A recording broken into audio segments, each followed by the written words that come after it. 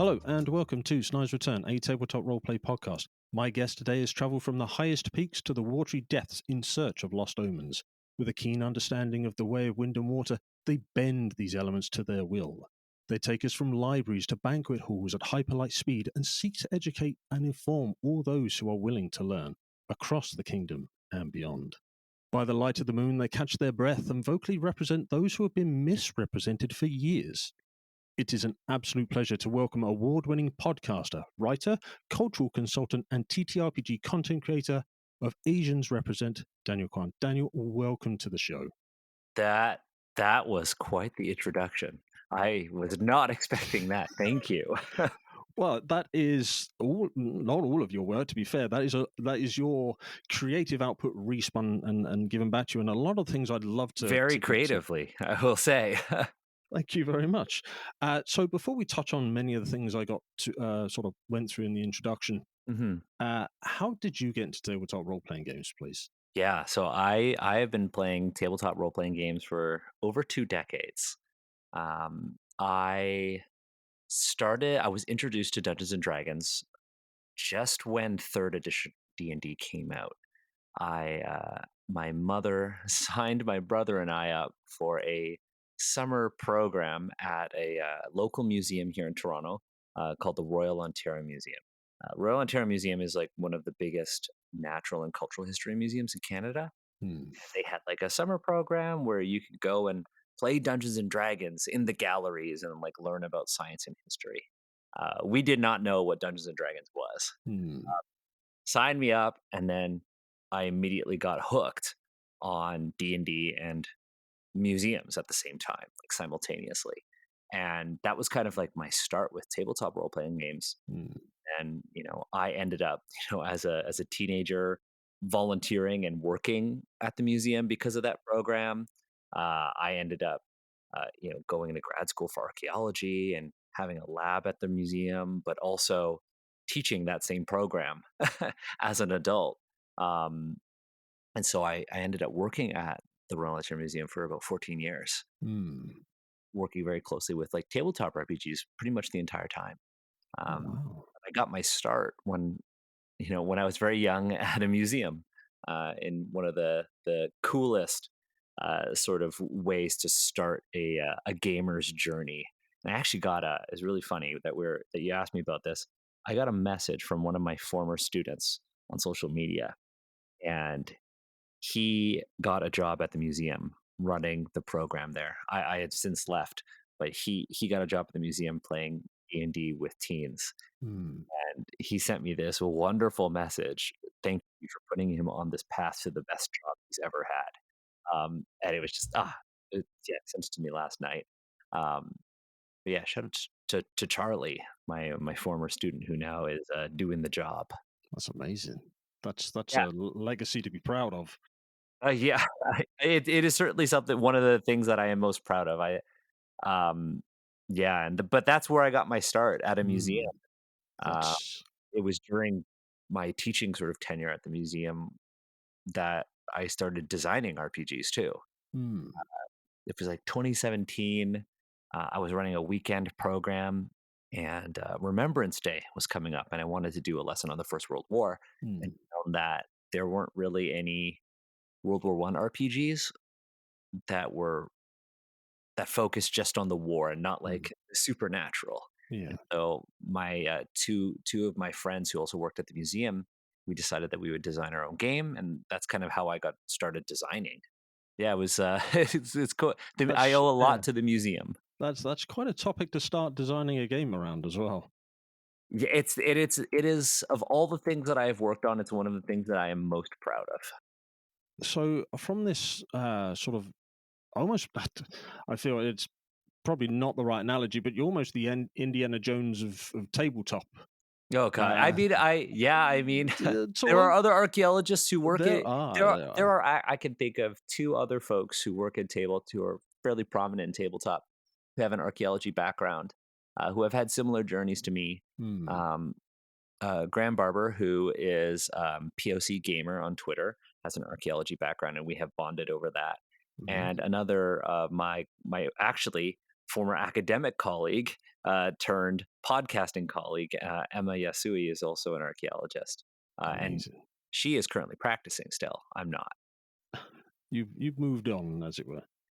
Yeah, yeah. Moved on to different things, but I still like to, use my archaeology background in game design. That's kind of what I've done.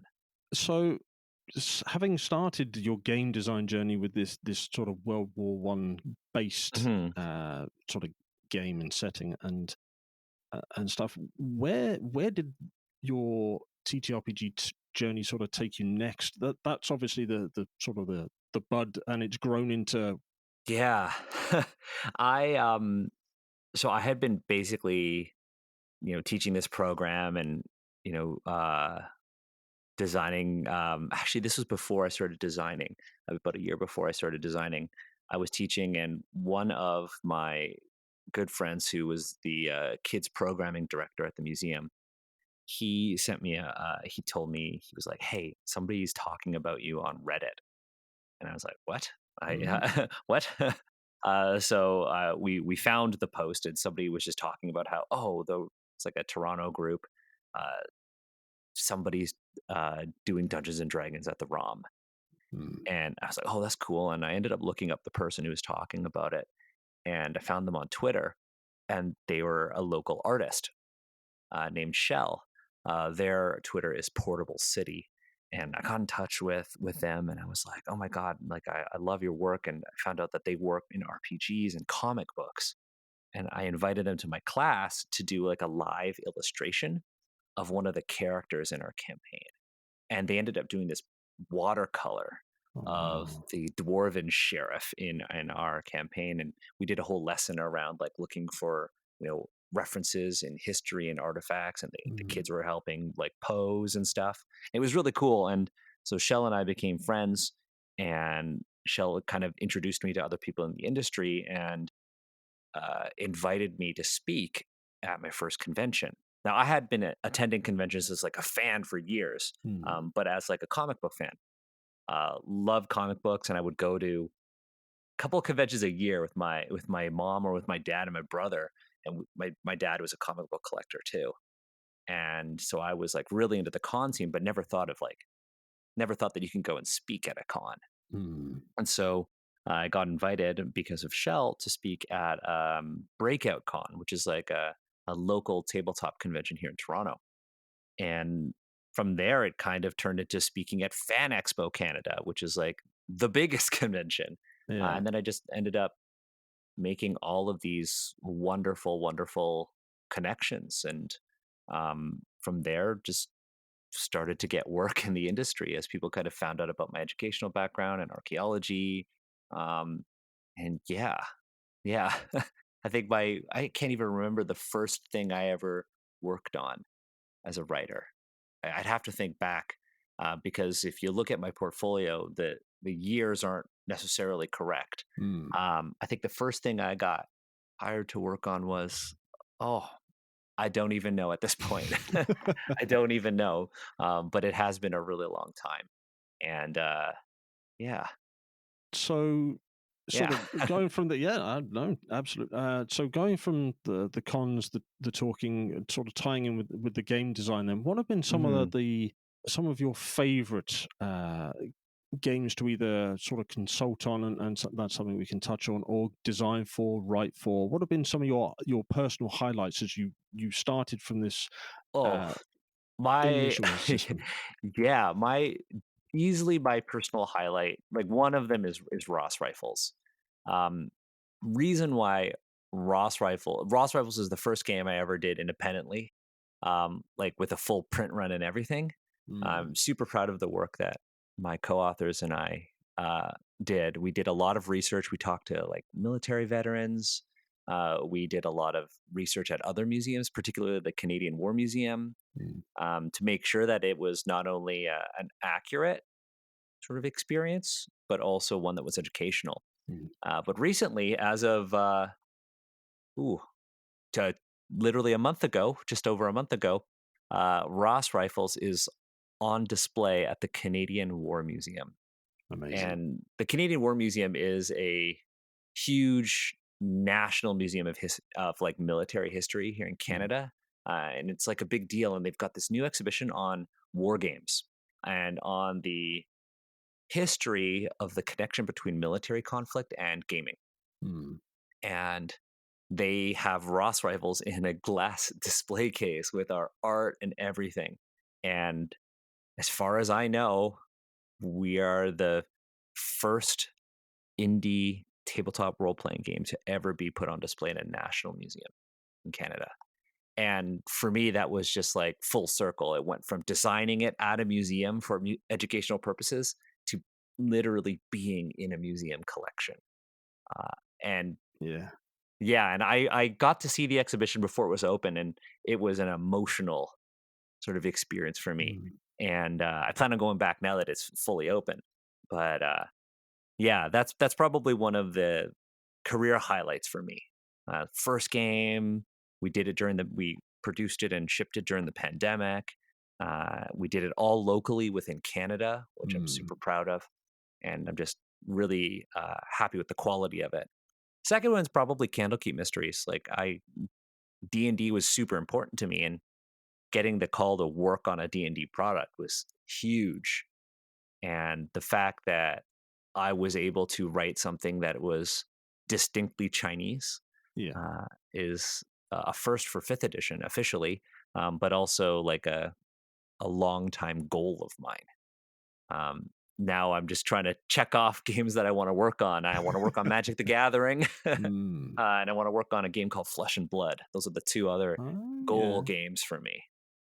I'm aware of. Well, I think everybody on the planet is probably aware of Magic the Gathering, but I'm Yeah. aware of Flesh and Blood as well. So that's amazing. And uh, you have worked on a whole uh, sort of range of different games and worlds, and Yes. um, you have within Candlekeep Mysteries. It's mentioned on your podcast, which we will touch on very shortly. Sure. You Yeah. have created mechanics within the D&D 5e structure. Breath for the monk was one I picked out of a recent podcast episode. Yeah, it was an attempt to make the sort of key mechanic more closely aligned with the Chinese source material of qi, to make Hmm. it associated with breath and the element of air, so that it made more sense being situated within the world. So, bringing that sort of world to life in that within that game structure, you've also been able to sort of bring it to life in other game mechanic worlds as such. What has it been like to sort of help promote and represent, hence Asians represent, Hmm. across a myriad of different systems which appeal to thousands of or millions of different players across a wide fan base of the TTRPG sphere community conglomerate. I'm not sure what we are anymore. Um, what has it been like to see your work sort of go out and be used at tables respectfully in that sense? I, I, s- it's still wild to me that my writing is being seen by people. I don't take any of this for granted. I still am just kind of in awe that this is a thing that I get to do. Um, it I actually went into a store. There's a local store that I go to all the time, and a buddy of mine went there, and he was at we had just had lunch, um, and he had asked the the person at the store who was working at the time, "Hey, do you have any like Canadian games?" And the person at the store said, "Hey, have you ever heard of Ross Rifles? It's a game by this like local designer who actually is Mm, a patron of the shop." And my friend was like, "The funny thing is, I just had lunch with him, um, and I didn't even know that this store was carrying my game." mm, Um, so yeah, it's absolutely wild seeing that. I don't take it for granted, and in fact, it is a huge responsibility, mm, um, making sure that I am only working on projects that I am aligned with, from like a values perspective. mm, It is a luxury though, because I do have a conventional day job, and I am able to be selective about the projects that I work on.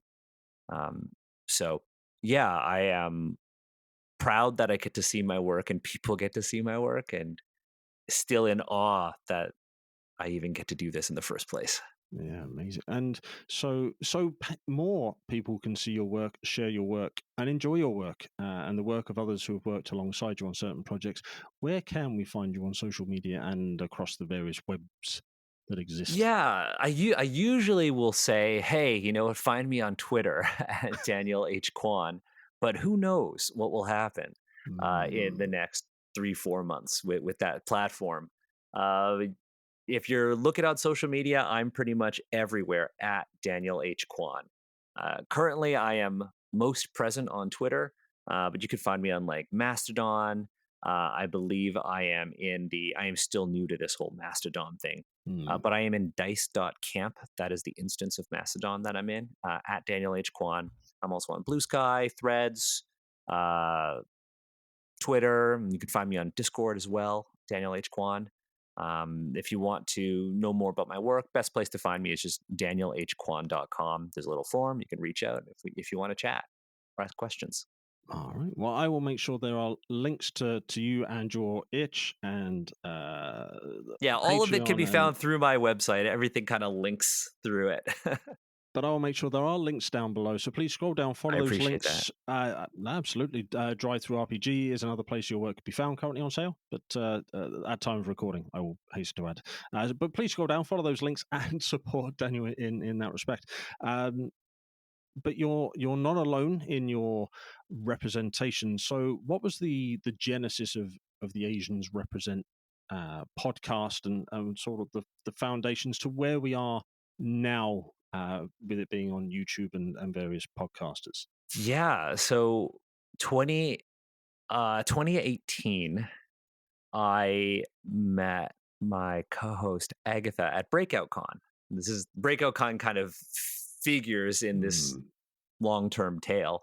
Uh, but we had met at the time. I was hosting a different podcast, not gaming related, and somebody had told Agatha that I have experience podcasting, and Agatha sent me a message on Facebook after the con and was just like, "Hey, like I heard you have some experience podcasting.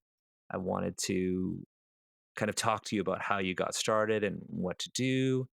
And so we met up at a bubble tea place and we kind of talked about this idea. And Asians Represent was kind of born out of that conversation of like, mm, hey, we could just interview other Asian game designers and creators. I had just been getting started in game design and I wanted to, network as well. And so Agatha and I kind of came up with a concept and idea for like a monthly show. Clearly, we're not monthly anymore. We do way more. mm, And then I had met James D'Amato, who is the head of the One Shot Podcast Network at Breakout Con as well. And so I sent him a message on Facebook, just like mm. Agatha had done. And I said, "Hey James, I've got this idea.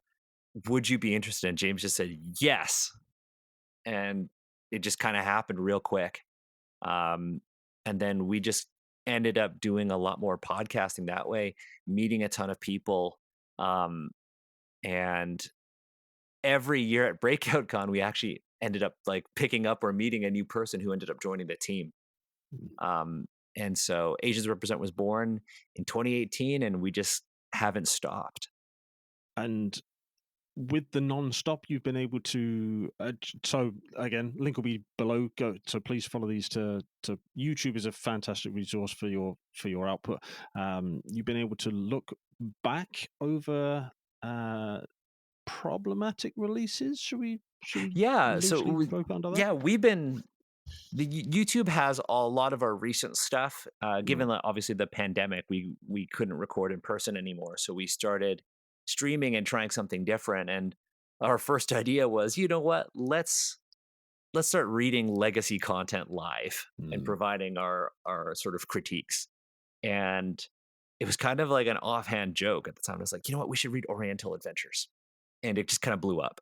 mm, And we realized that people wanted to hear our thoughts. And so we ended up reading the entirety of Oriental Adventures, the entirety of the latest edition of Legend of the Five Rings. We went through a whole bunch of stuff. And our content kind of went through an evolution of, us reading old content. We have since kind of moved away from it mm. because we found with a lot of the legacy stuff, we just end up repeating ourselves. Um, but the pandemic and starting to do live reading really kind of shifted the direction of our content. And now we're doing a lot of different stuff. Uh, we talk about things that are now adjacent to the tabletop sort of gaming industry. We talk a lot about like anime. We talk Mm, about Western comic books. Um, we uh, started having non-Asian guests on the podcast. So far, we have just limited it to the Black community, because historically there have been tensions in North America between the Black and sort of Asian communities. So mm, we figured this is like a great way to kind of talk about shared experiences, and the roots of these sort of like systemic differences. mm, Um, we're in the process of launching kind of like a new series called Wandering Blades. Wandering Blades is it's going to be an actual play that we're going to be doing, but it's going to be based on a new game that I'm designing with Liana McKenzie of Valorous Games, who's also one of the co-hosts of Asians Represent. It's a rules, I'm not going to say light, but a quick and very violent wuxia game. Um, and inspired by sort of the dynamic combat of the game Sekiro: Shadows Die Twice, which isn't a mhm, wuxia game but has very good combat that I wanted in a tabletop RPG. So it's a game where blocking matters. It's a high lethality game where you have mm. to think about your guard and stuff like that. So I'm very excited about that, and we're developing a show around it, and we're going to be publishing the game itself as well. And many members of the Asians Represent team are also going to be involved in writing it. Well, consider me very interested by this project. Yeah, Given we're it's, gonna start with a 6 episodes sort of first season. I think we're gonna record a like a pilot or a one shot um, within the next month or two. Uh, so today's July 18th. yes. Asians Represent finishes its current season on the 21st of July. And so in August, we're going to put together a pilot, and we're also going to go on break from the main show for a bit. But yeah, we're going to put together a pilot for Wandering Blades. So very excited to do that. Mm, yeah, absolutely. Yeah, everything you said there has got me very much invested in. However, the game looks in the future, I think I want a copy. So there we go. It's the system is pretty much done. We're just kind of fleshing out classes and stuff like that. But we're going to take our Ah, time, yeah, of course. and kind of use the actual play as a way to test it. So you have, as a podcast and as individuals, you have looked at the past, you have created for the future, and you've also looked at things that are of the now and the near future. The It's not D&D Next anymore. Yeah, It's it's whatever it is. whatever they want to call Um, it. you've covered topics on there. You've been involved with Paizo, for example, along with many other Mhm. fantastic creators on a future project. So, what has it been like to work alongside these companies? Not so much with what you've done for the Unearthed Arcana stuff. That's, as I take it, your view on the published content, but the Paizo stuff you're very much involved with. So, what's it been like Yeah, working with these companies through yeah. your experiences? Working for, I mean, working for every company is very different. Um, I I had a really good time working with Wizards of the Coast, um, on Candlekeep Mysteries and Mm, another thing right now. Um, I've I really enjoy working for Paizo because Pathfinder was really important to me. It's a game that we ended up also using at the museum, and it's also a game that I just really love because my favorite edition of D&D is like 3.5 D&D, nice. and that's what Pathfinder is Yeah. basically. And so I really love Pathfinders, and being able to work on that, and being able to work on like the Lost Omens Tian Xia books is also great because it was the first time I ever worked on a project that was all Asians, Mm, of that scale. Um, and so that was a really cool and meaningful experience to me. Um, I have another project that's coming out I can't talk about it yet, but it is one that I am extremely proud of, and I had a very positive experience working on that one. But I wish I could talk about it, but I can't. But I will Damn say that details. like I've had a really good time working with publishers like large and small. I thought a really cool experience was working on probably the most educational experience for me was working on Motherlands Okay. RPG because I don't look like somebody who should be on that team, Hmm. right? Um, are you familiar with Motherlands? I'm aware of it. I haven't been able to purchase it and sort of really delve into it, but I am aware of Motherlands RPG. Yeah, so Motherlands is this sort of like this original Afrofuturist world and tabletop RPG, and I was brought on to help design the game mechanics. And I was working with a lot of people who like I really admire and Hmm. who I really love working with, like in terms of like design, working really closely with like Eloy Lasanta, who I'd worked with on a previous project. Eloy and I work really well together, and it's always just a really awesome experience working with like designers who have just so much knowledge. Same with working Hmm. with like Tanya DePass and like B. Dave Walters Yeah. on the design of the game. But being on that team and was a really great learning experience for me because like I was the only Asian person. Um, but the team was entirely people of color. Hmm. And so I got to not only work with people who I deeply admire, but I also got to learn from their perspectives. Hmm. And I think that was very impactful to me as a designer. Because I still consider myself like, oh, I'm just like I'm a new designer. I'm just getting started. But I realized that like I've done quite a bit. You have, and full credit to you. You have so many credits you've had.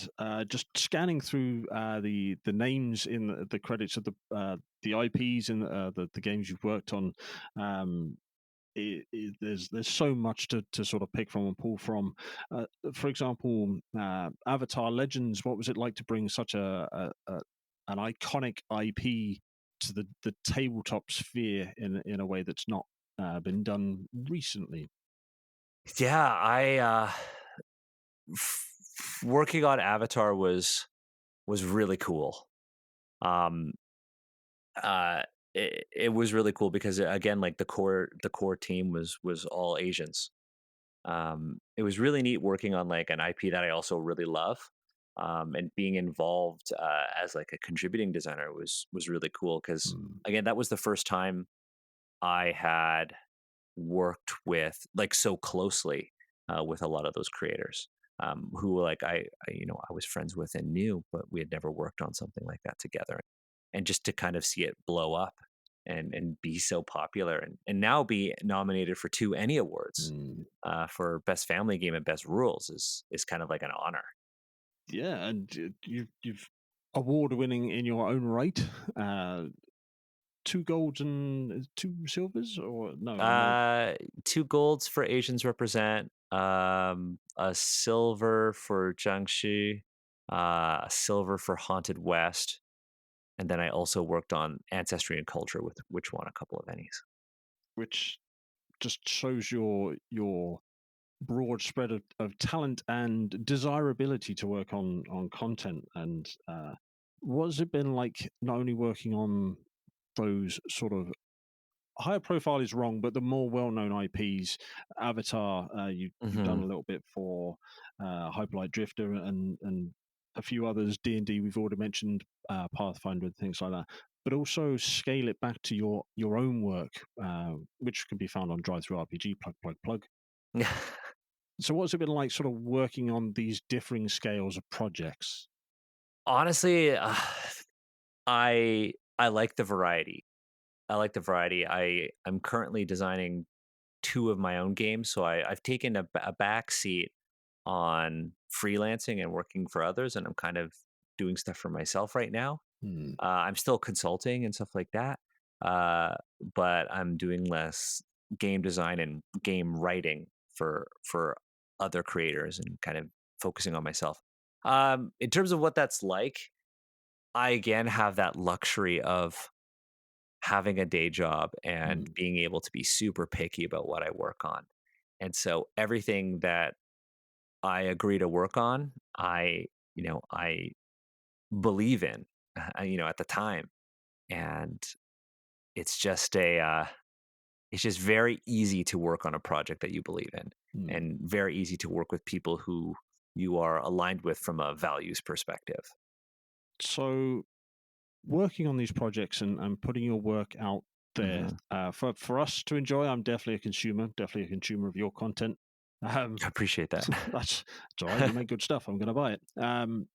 Links in the description below. Scroll down, follow. Anyway, moving away from the You're plug. way better at plugging stuff than I am. I'm It's so fine. bad at plugging my own stuff. That's what I'm here. Well, it's not solely what I'm here for, but because I appreciate the fact of the work you do, um, I want to help promote it. And one of the things that is key to me that I have learnt more and more as my time within the TTRPG sphere, and just as a GM running various games, is how to use the source material that people such as yourself and your Hmm. fellow uh, content creators make for us to use at our tables, and how to use that in a responsible way and an honest way that is reflective of not a trope or some inherent maybe systemic problem from bygone eras as discussed about the earlier edition rules Yeah. and things like that.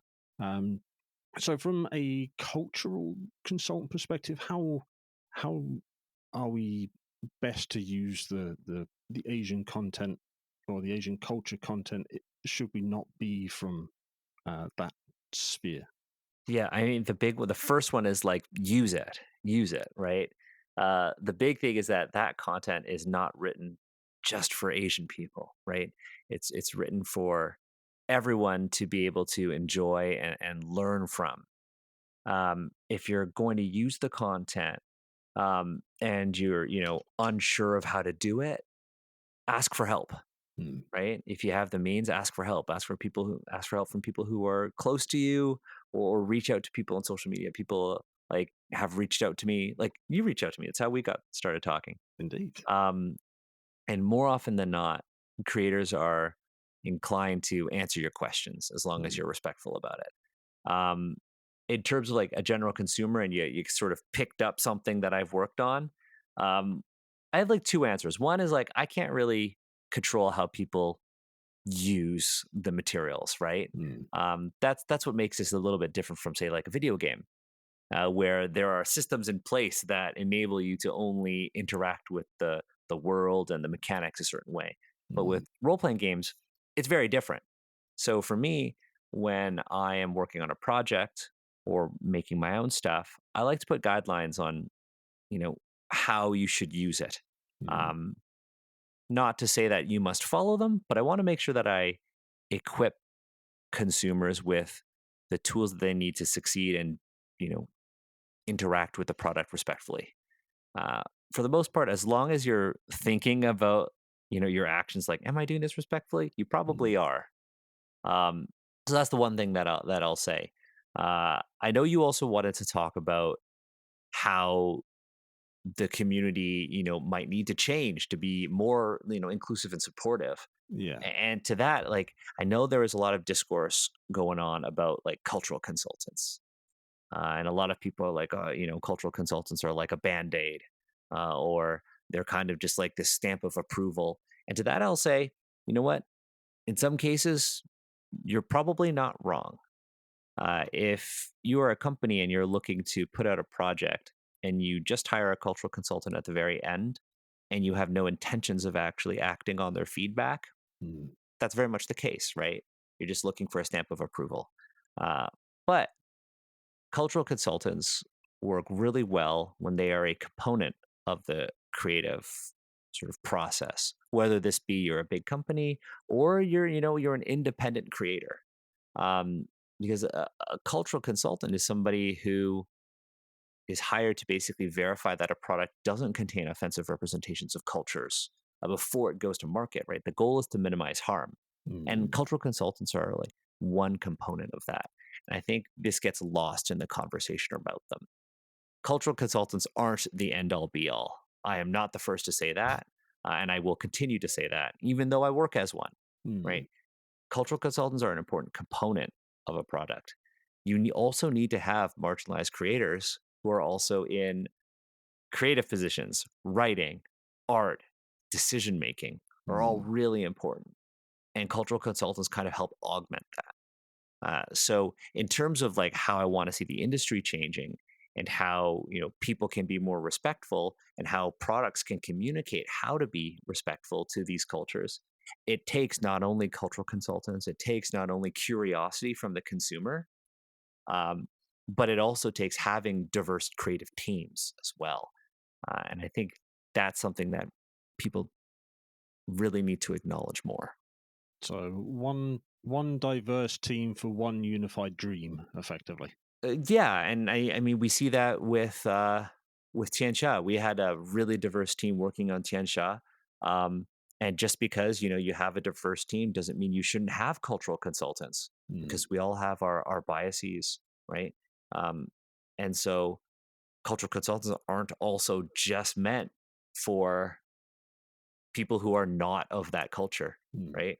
They're like I worked on a project that I'm super proud of, and I was like, you should have a cultural consultant for my work, just in case. Yeah.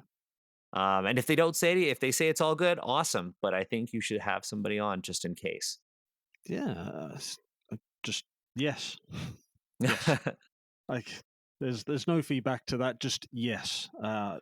Couldn't support the idea. The Yeah, and I, requirement's and the I wrong word, and I but think the a lot of people who are like against having these diverse teams or anything like that. I'm like, do you just want the same sort of stuff over and over again, or do you not want something new and something different, mm, right? And that's where it kind of confuses me when people are like, oh, I just want the same thing. Well, if you just want the same thing, play what you have, and don't complain. yeah.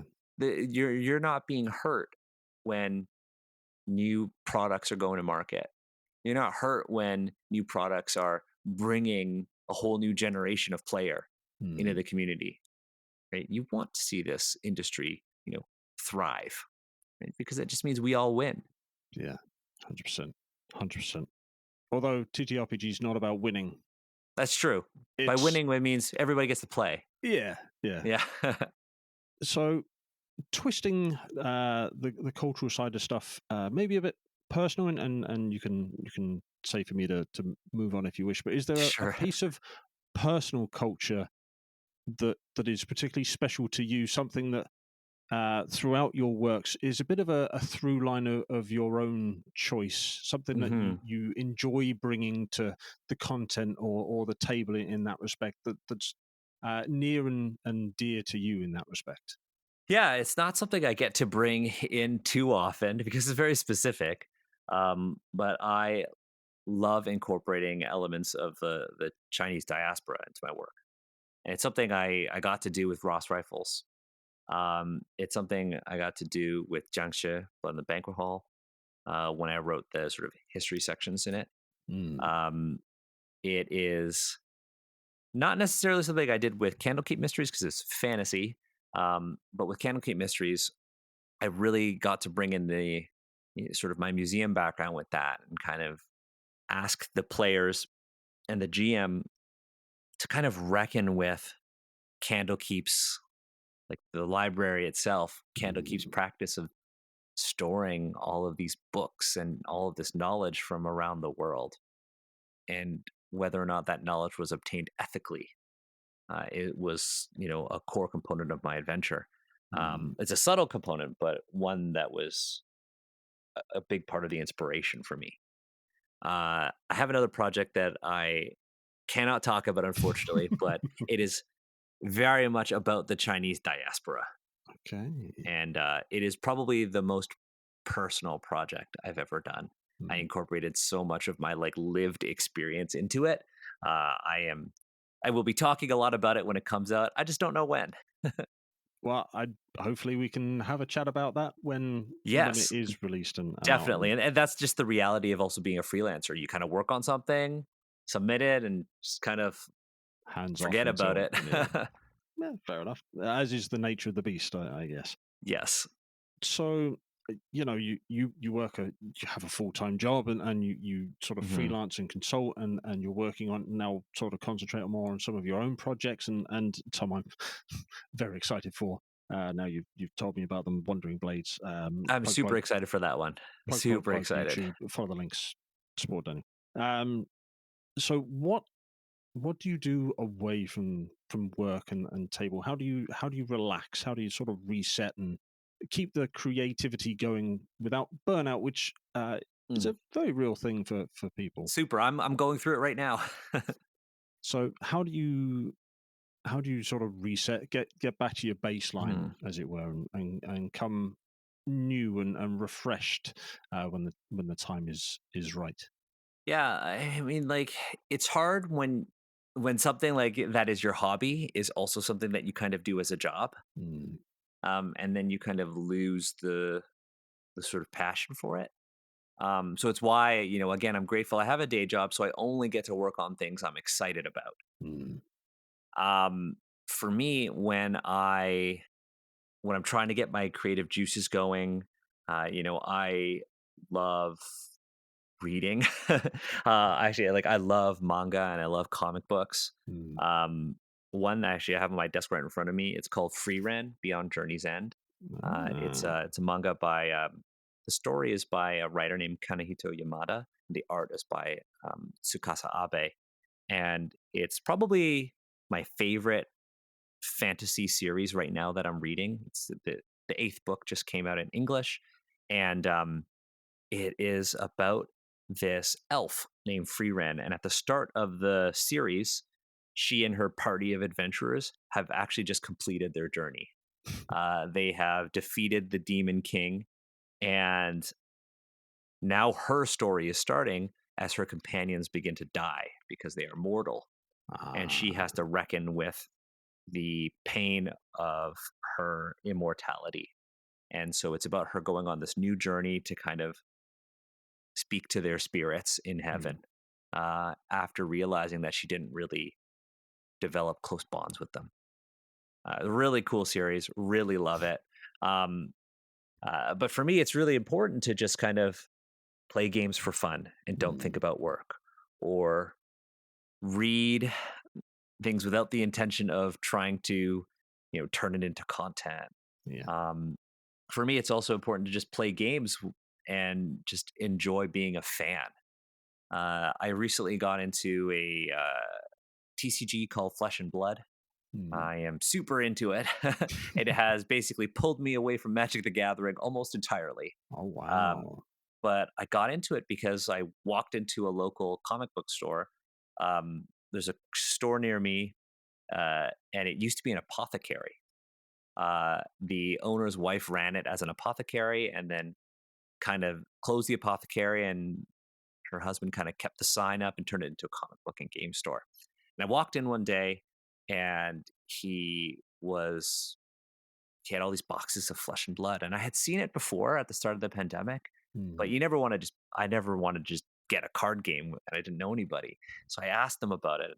He gave me a deck, like a deck full of commons, and he's like, check it out.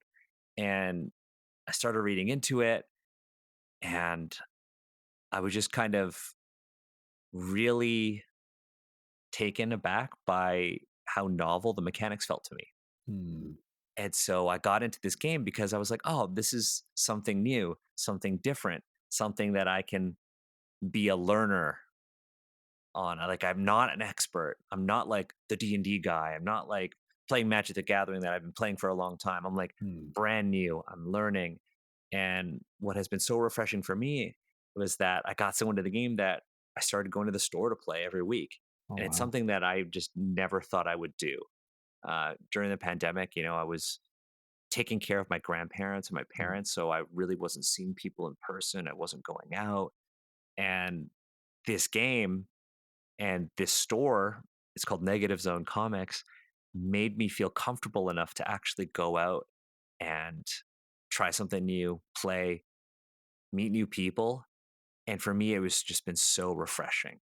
So to answer your question about, you know, burnout and trying to make sure that I keep the creative juices flowing, It's very much just being a fan, engaging in your passions. What sort of like piques your curiosity. Mm, Like, what is your hyper focus of the week?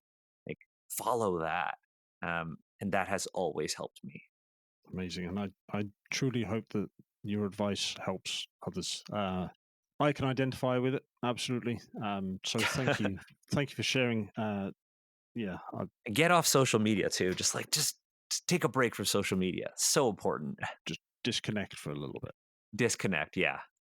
So having, for those who are still very much sort of in the thick of it, in the creative sort of moment, not necessarily creating content, but wanting to run games and things like that. As hmm someone that has experienced many different systems, many different play styles, many different groups, and things like that, have you got any advice for primarily GMs, but player advice is always freely welcomed and accepted, for just keeping their games fresh and interesting for the GM as well as the group, because we're all players at the end of the day.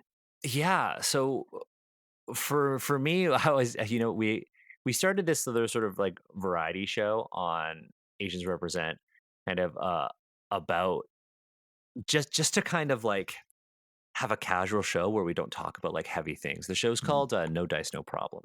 And on the most recent episode, we were actually talking about this. And for me, like my biggest piece of advice is I actually, I have two. So my pieces of advice. The first one is really straightforward. If you're a GM, this is the advice I have for you. It is not your story. It is mm, everyone's story. I think too many people can get caught up in the idea that they must force this story upon their players, and their players are just there to experience it. And for me, that's just not the case. Everybody should be contributing, and the players also need to understand that the GM is trying to help tell a story, and that everybody has to do it collaboratively. mm, But the big one is the table owns the story. Um, Second piece of advice is just for people who are getting started and who are trying to, trying a new game, trying tabletop role playing games for the very first time. If you are getting started, there are a couple of things that need to be taken into account. The first one is like there are a couple different factors. First one is theme. If you're a new group or if you're a group that's transitioning to a new game, the first thing you need to consider is theme. What is the theme of the game you are trying to play? Is it going to be high fantasy? Is it going to be low fantasy, urban fantasy? Is it going to be sci-fi? Is it going to be war? Is it going mm, to be wuxia? Right? Everybody needs to be aligned on a couple of things. The first one is theme. The second one is complexity, be it in, and I mean complexity in rules. Do you want something rules light where the GM needs to sort of arbitrate a lot of the rulings of the table, or do you want something that is a lot more complex, like maybe Pathfinder, where pretty much the entire system, once you've mastered it, kind of handles all of the heavy lifting for you? mm, So we have theme, we have complexity, and then we have lethality. Do you want death to be a possibility in your game? Do you want to play a Dungeon Crawl Classics funnel where everybody's just dying over and over again? Do you want to play Delta Green? I love Delta Green. mm. And I played a game for like 2 years during the pandemic, and I went through four characters, Wow. and they died really grisly deaths, but I was already bought into that, right? Yeah. Um, so we have theme, we have complexity, we have lethality, and then the last one for me is accessibility. When you're looking for a new game, will it be accessible to everyone? If you're playing remotely, do you have online resources? Does everybody have to go and buy a book? Are you going to, what does your virtual tabletop of choice support this game? Mm, These are all things to consider. So when you're thinking about playing that new game or getting that new game for your group, you got to think, hey, is the theme something people want to engage with? mm, Is it of the right complexity for everyone at the table? Is there a degree of lethality to the game that everybody's okay with? Right. And is it accessible to everyone? Because I, like everyone else, have gone to, your my LGS and I thought, oh, this game is great, and have bought it, and none of my players have wanted to play it. So now when I go to my LGS, I think, will my group want to play this? Mm, Or can I assemble a group of people who will want to play this game mm. or engage with these themes or something like that? So yeah, that's my second sort of tip. When you're a new player or a GM and you're trying to get people involved, you have to align on theme, complexity, lethality, and accessibility. I'm going to make sure that's in the show notes. So scroll down, read that, and then scroll down further. Before I finish that sentence, speaking of accessibility, where can we access your content, Daniel? Where can we find you and follow and support you Yeah, online? the best place to find me is definitely, just go to my website, danielhquan.com. If you want to find the Asians Represent podcast, you could find us on YouTube. If you want the entire back catalog of stuff, the tons, like 50 episodes that are on YouTube, and Mm. maybe more than 50 episodes that are on YouTube, head to like Spotify or Apple Podcasts to find Asians Represent there. All right. You can also support Daniel via his itch page for his personal content. So check on there for Blaze of the Lunar Kingdom, Denizens of the Mountain Sea, Paradise Mountain, and a few others. So please scroll down and follow that. You can also support Asians Represent on Patreon. So please do that and join the growing community on there. You can follow them and subscribe to them on YouTube. So please scroll down, follow that link, follow them on YouTube. Fantastic video about the 6th edition monk. Oh yeah, whatever that's going to be. Yeah, which was the touchstone for breath. Focus, I think, is a good. It should be focused. Why is it discipline? That's a whole nother. You've dealt with that in your podcast. We don't need to rehash Yeah. that. I will just direct people to your podcast and they can comment on that because it's good content and very well thought out argument or Thank you. discussion. So yes, scroll down, follow those links. Check out Daniel's contributions to Arcadia for MCDM, linked to Arcadia, but directly and indirectly. Pick up James Intricasso's My Dad's Monster Manual. It is a fantastic Oh, it's D&D just such a 5e funny book. supplement. It's brilliant. It's brilliant. And I could systematically go through and recommend each of the projects you've been on. Avatar, Legends from Magpie Games, Paizo's upcoming works as part of the Lost Omens, and the work you've done with Banana Chan and Senfung Senfung Lim. Lim. So scroll down, follow those links. Daniel, we have discussed a lot and somehow not enough. I'd love to get you back on the show in the future Absolutely. to discuss Wandering Blades, your own system, your future projects, the things that you have. Most of the wrong word, promoted but not promoted because of NDAs and all that sort of good stuff. Yeah, lots of NDAs right now. So I'd love to get you back on, discuss more of that content. If, of course, you'd be willing to come back and join me, of Oh, course. absolutely. I actually would love to pitch something because you're in the UK I am. and I worked on a new game that's coming out right now, and it is a small UK publisher. It's the first war game I ever worked on. Growing up, I think if you love D&D and you were playing like early D&D, you probably love miniatures as well. You love Games Mm. Workshop and all of that stuff. I did. I worked on a game called Margrave, the Marcher Lords. Ooh. And another member of Agents Represent, Jeremy Blum, also worked on it. I worked on it as a consultant. Jeremy worked on it as a writer.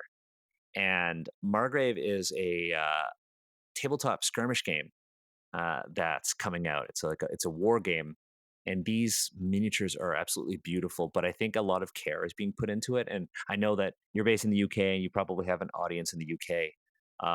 Margrave is a game a working experience that I cannot speak more highly about. Mm. Working with George from Three Sail Studios was a really good experience because he just wanted to listen. He wanted feedback, and he wanted to do good.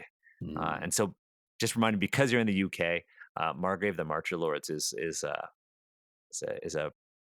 tabletop war game that I think will resonate with a lot of people who might also be interested in my tabletop RPG work.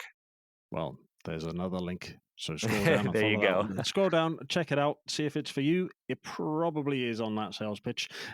It's probably for me as well. So I will go and check it out as well. Daniel, thank you so much for your time. It's been a real pleasure getting you on the show. I know we've spoken previously, but I'm looking forward to the chance for us to speak again.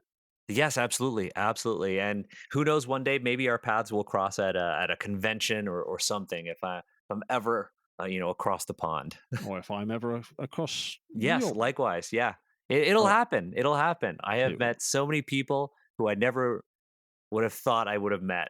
Hmm. In real life. It's great. Like tabletop games are awesome. Yes, they are. And on that note, I can't wait to talk to you more about them again. Thank you so much for joining me. Thank you for listening. If you'd like to learn more about the show, then go to www.snydersreturn.squarespace.com. Alternatively, you can find us over on Twitter @ReturnSnyder. We have a Linktree link in the description of this episode.